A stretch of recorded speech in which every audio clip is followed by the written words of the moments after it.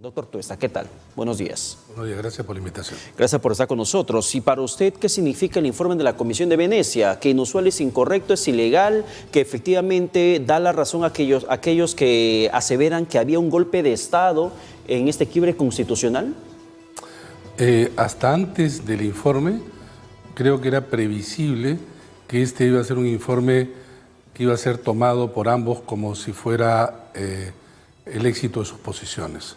El informe da para ambos, ¿no? Cuando estuvieron acá en Lima, señalaron claramente que no se iban a pronunciar sobre un hecho específico, sino que hay acá en sus veintitantas páginas, lo que se tiene es un análisis general sobre la situación, el sistema político, y lo que muestran sobre todo son situaciones especiales y excepcionales. El término que ha estado desde el día de ayer en debate, imagínense, es lo inusual. Ciertamente es inusual. Por ejemplo, ¿qué cosa es inusual? La disolución de Congreso. Es inusual. Que no es normal, no se da cada 5 años. No, nunca se ha dado. La disolución constitucional de Congreso nunca se ha dado. Nunca ha existido una elección complementaria, una elección parlamentaria debido, claro, a una disolución. Es inusual, hasta podríamos decir infrecuente. Pero esto no le hace inmediatamente a tomar las conclusiones que se han tomado. Inusual no es sinónimo de inconstitucional. No, para nada. Algo puede ser inusual y no ser inconstitucional, puede ser no necesariamente ilegal, pero nuevamente creo que el informe da para todo, depende del color del cristal con que se mire. Y algunos, por ejemplo, aseveran también ese renglón donde se menciona que la Constitución no pone límites a una cuestión de confianza. Por ejemplo, ¿no? Si el primero es usado por quienes están en contra del presidente Vizcarra, lo segundo es usado por quienes están a favor. Entonces, en pocas palabras, el informe no ayuda a ninguna de las dos partes para ser concluyentes. ¿Y cuánto podría ayudar al Tribunal Constitucional para que pueda debatir este jueves la admisión de la demanda competencial planteada por la ICHEA? No creo que se base exclusivamente en el informe. Es genérico finalmente el informe. Es como suelen ser casi los informes de las comisiones de Venecia. No es, repito, un informe que sí puede ser tomado en algunas partes, quizá no las que usan ahora las partes en conflicto, sino otras en donde reflexiona sobre el sistema político peruano, porque allí está uno de los problemas capitales. El sistema político peruano es un sistema presidencialista, como toda América, pero que a lo largo de la historia se le han ido incrustando mecanismos parlamentarios, haciendo de este no solamente un híbrido, sino un sistema que rápidamente lleva al conflicto y que crea situaciones como las que vivimos, en donde uno encuentra vacíos legales, incluso constitucionales, zonas grises que abre la puerta a las diversas interpretaciones. Entonces, claro, acá hay que tomar una decisión me refiero al Tribunal Constitucional, en razón del conflicto, pero para adelante es necesario regular de mejor manera. En ese extremo, doctor Tuesta, si ya se descubren esos vacíos, esos grises en la Constitución de nuestro país, ¿hace falta mayor número de reformas o una nueva Constitución? Bueno, acá hay toda una discusión, ¿no? Porque, por ejemplo, la Constitución dice para la reforma total o parcial. Si uno reforma totalmente la Constitución, uno diría, bueno, esto ya debe hacerlo una asamblea constituyente. Pero nunca existe una reforma total, vale decir que se debe reformar del artículo 1 al último de los artículos. Las constituciones suelen mantener un conjunto de artículos que suele denominarse pues esos núcleos duros, ¿no? Y entonces la propia Constitución señala los caminos que se debe proseguir para que ésta pueda ser reformada. Las constituyentes en el Perú ciertamente han sido productos de crisis totales, económicas, políticas, sociales. La última de ellas, la del 93, previa a ellas, la del 78, ¿no? Y anterior a ella, la del 33. Es decir, siempre han sido aquí, como en muchas partes, producto de esta situación, salvo que los partidos, de manera, pues, una afirmación muy amplia, se pongan de acuerdo para que esto se lleve adelante. Y eso no suele ocurrir. En todo el marco de lo que ha pasado en materia política en el Congreso de la República, desde el Ejecutivo, la disolución del Congreso, separación de poderes que apela el informe de la Comisión de Venecia y que también reclamaba en su momento el Congreso de la República, le insisto con la pregunta, ¿hace falta una reforma constitucional integral, una nueva asamblea constituyente o solamente precisar los puntos en materia de cuestión de confianza? No podría abocarse ya no este Congreso, sino el próximo, a la tarea de hacer una reforma constitucional, por ejemplo, en el ámbito del sistema político, y sí de manera integral y no como se hace muchas veces de manera puntual uno que otro artículo, haciendo cada vez más escenarios o provocando escenarios que puedan crear así mayores problemas, ¿no? Por ejemplo, ¿cuáles? No, por ejemplo, las propuestas que hizo la Comisión en su momento partían de un diagnóstico que nos permitía ubicar aquellos puntos necesarios de ser reformados. Por ejemplo, para mí, para nosotros, es capital reformar, a partir de la base del diagnóstico, las relaciones ejecutivo-legislativo, como de la propia fisonomía del legislativo, que para nosotros era la bicameralidad. Esto hay que discutirlo a fondo. Yo creo que no podemos seguir siendo un presidencialismo con incrustaciones de esa naturaleza, porque lo único que ha provocado es crear más problemas. Acá en el Perú se cree que, por ejemplo, cuestiones de confianza, interpelación, censura, la figura de primer ministro, de gabinete, disolución del Congreso, elecciones parlamentarias para completar el periodo, son frecuentes en la región. No son frecuentes, no hay en ningún país todos estos mecanismos que hay básicamente en los países europeos que son parlamentaristas. Y entonces quiero llevar a la siguiente reflexión. Cuando acá se discute sobre equilibrio de poderes, etcétera, la verdad que muchos congresistas y algunos que están en esa misma línea desconocen los mecanismos de los sistemas políticos. Por ejemplo, en Europa, donde vienen todos estos mecanismos, uno jamás podría encontrar que un jefe de gobierno no tenga un escaño, o un jefe de gobierno tenga el 14% de los escaños, que fue el caso de Pedro Pablo Kuczynski, porque el jefe de gobierno nace del partido mayoritario en el Congreso o una coalición de partidos, o sea, siempre es mayoría, o casi siempre es mayoría, pero jamás es una minoría disminuida o no tiene en ningún caso, en un caso, por ejemplo, ninguna bancada, ningún escaño.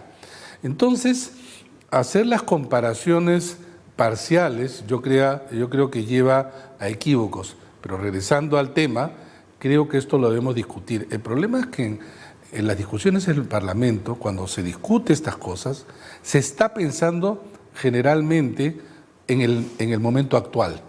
Entonces dice, no, esto favorece a Vizcarra, claro, esto favorece al Congreso. Nuestra propuesta era del 2021 para adelante, donde no iba a estar ni Vizcarra ni el Congreso. Como el caso de la inmunidad parlamentaria. Como el caso de inmunidad. Archivando en una primera instancia. Claro, pero ni siquiera eso, pero por un lado, pero hay otros temas todavía. Nuevamente, las relaciones ejecutivo-legislativo. Porque si se pone uno a discutir estas relaciones sobre la cuestión de confianza, sobre, por ejemplo, también el tema de la vacancia, los congresistas están pensando en Vizcarra.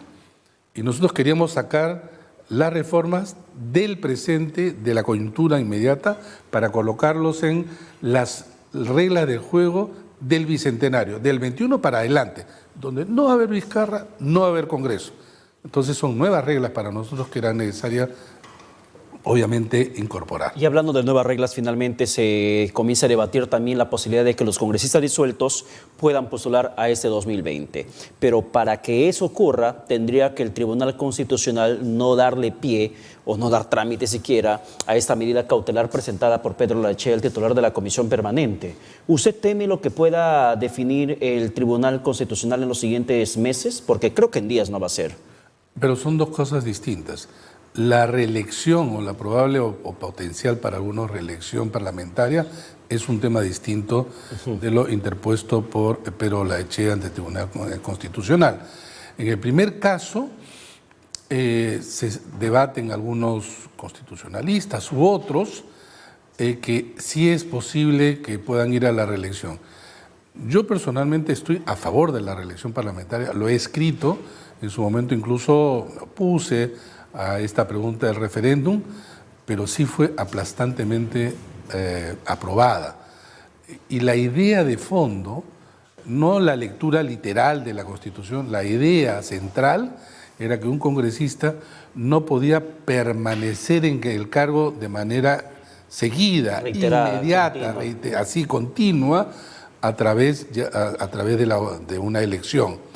Entonces decir que este no es un periodo, sino el complemento, etcétera, son interpretaciones, de mi punto de vista, erradas. Pero el presidente Vizcarra manifestó que no tendrían que presentarse este 2020. No, yo tampoco creo que se puedan presentar el 2020 ni el 21. Pero si no se presentan en 2020, ellos podrían tomar como que ya se les pasó el periodo que les impide la ley y puedan presentarse en 2021. Ciertamente. Pero si eso fuera así, por analogía, en el lado del Ejecutivo, pero Pablo Kuczynski podría presentarse en el 2021, porque dice yo tampoco he estado de manera continua y eso no es posible. Nosotros en la propia comisión señalamos que ninguna persona que ha ostentado el cargo de representación en el periodo, en el quinquenio, puede hacerlo de manera inmediata, y nos referíamos a Pedro Pablo Kuczynski y a Martín Vizcarra, sea de cualquiera de las formas que llegó a ostentar el poder. Para nosotros esto es válido para la parte parlamentaria. Pero en todo caso, esto es más discutible y en el 2021 se verá. Claro, pero ahora, doctor Tuesta, le reitero la pregunta. ¿Usted teme lo que el TC pueda debatir o pueda definir este jueves, entendiendo que muchos de sus actores ya tienen posiciones políticas al respecto, lo que viene ocurriendo en el país?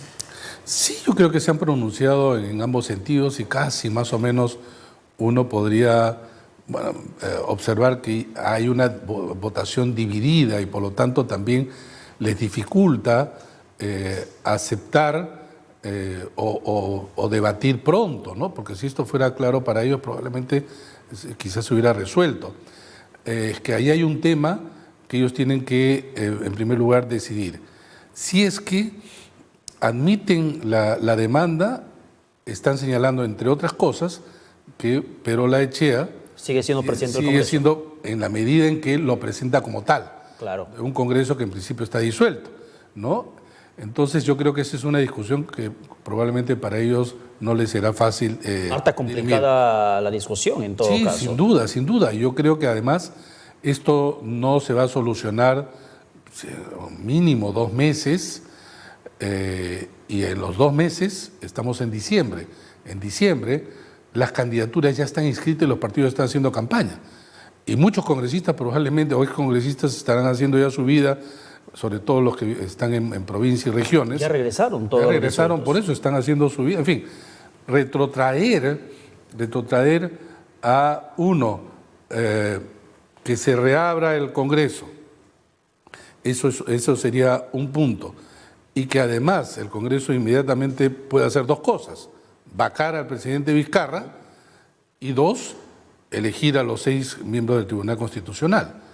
Yo no sé si esto sería una solución o de repente gasolina sobre ya un ámbito bastante espinoso, candente, explosivo, ¿no? Hay muchos constitucionalistas que aseveran que la demanda presentada por Pedro Laechea tendría que ser rechazada, no tendría que ser admitida por cuanto el Congreso, a nombre de la institución por la cual él firma, ya está disuelta. Pero también otros aseveran que tendría que admitirse por un tema de principio y de sentido de la realidad, por lo que está viviendo el país. Si se admite bajo el marco del principio, el sentido de la realidad, doctor Tuesta, tendría que decidir también el Tribunal Constitucional bajo ese mismo criterio por la coyuntura política que se vive sobre el tema de la disolución del Congreso.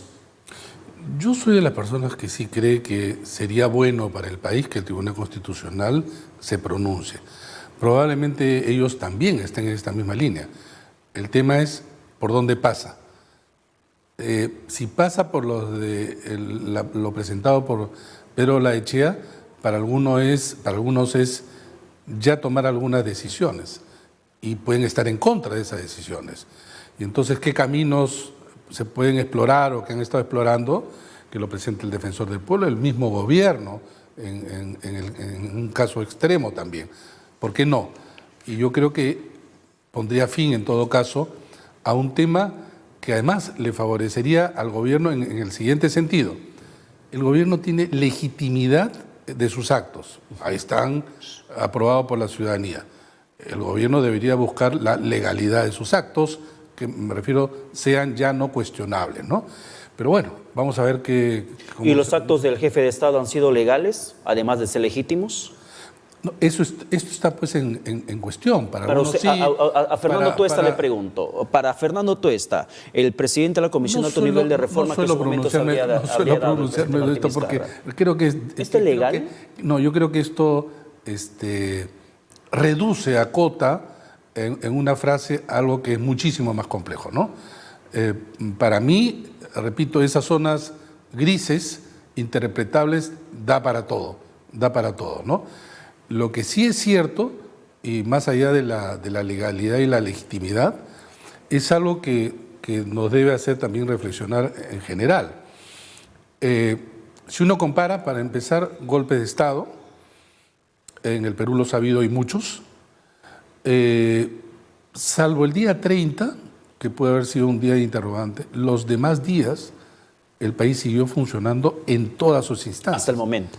Hasta el momento, sí, pero conforme pasa, con mayor razón todavía, en todas sus instancias. ¿En dónde se ha reducido el tema finalmente? Básicamente en el Congreso de la República. Pero la vida social, la vida de los peruanos, pero la vida también de las instituciones, nunca se interrumpió. Con esto hay un tema importante porque las instituciones de todo tipo, nacional y subnacional, están reconociendo entonces también de facto que existe una autoridad a quien la legalidad también le es asistida. Ahora, doctor Tuesta, usted no mencionó hace un instante que las reformas que habían planteado en la Comisión Política de Alto Nivel eran con miras de 2021 en adelante.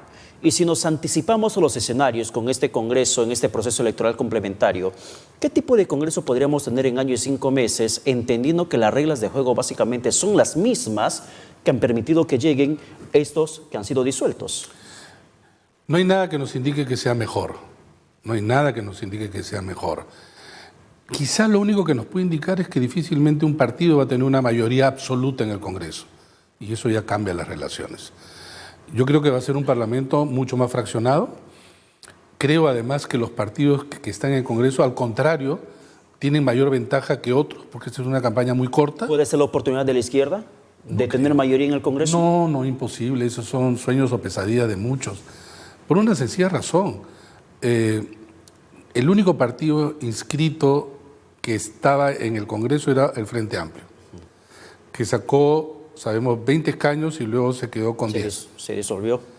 Fuera de eso, tenemos 2 partidos inscritos, de los que forman parte esta siempre permanente discusión de la izquierda de unirse, que al final se presentan divididos. La posibilidad de que se presenten divididos es alta, como siempre ha ocurrido. Pero esa es más la pesadilla de muchos. Yo creo que al contrario, si se trata de pesadillas para otros, es que los partidos de oposición de ahora tienen mayores posibilidades de sacar más escaños que el resto. Entonces, si se trata de pesadillas, esta es una mucho más, proporcionalmente mucho más alta. ¿El APRA y Fuerza Popular en estas elecciones complementarias podrían pasar la valla? Sí, para mí, casi con seguridad. Casi con seguridad. ¿Los dos?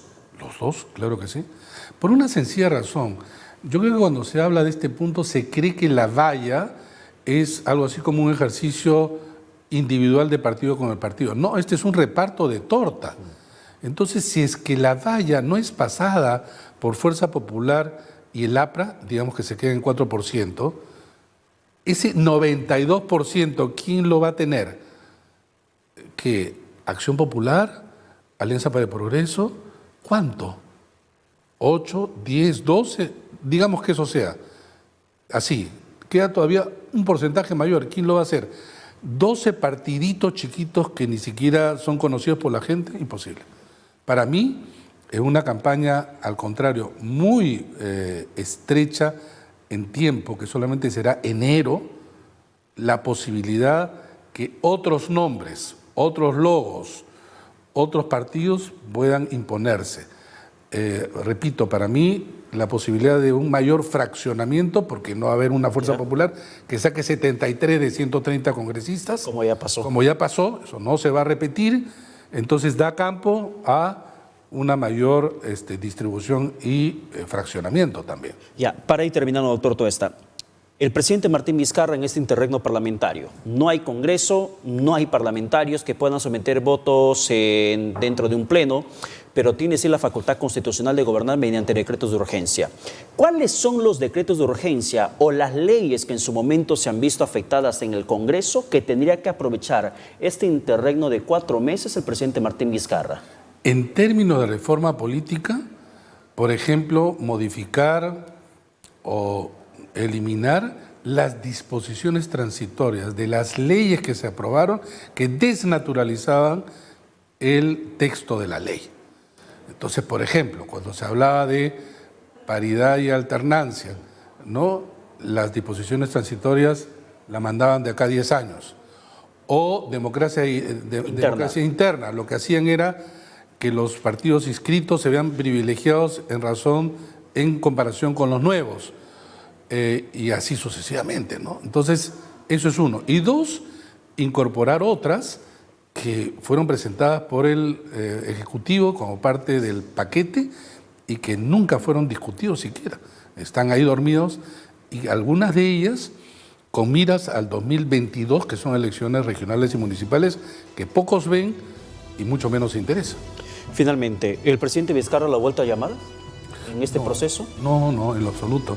Con el presidente Vizcarra no tenemos ninguna relación, no hemos conversado, no me ha llamado, no tendría por qué llamarme, él tiene sus asesores, no tenemos ninguna relación. Nosotros presentamos nuestro informe el 4 de marzo, el presidente nos llamó días después para agradecernos y nunca más. Y esa ha sido la tónica. Nosotros trabajamos con independencia y absolutamente así nos hemos manejado posteriormente.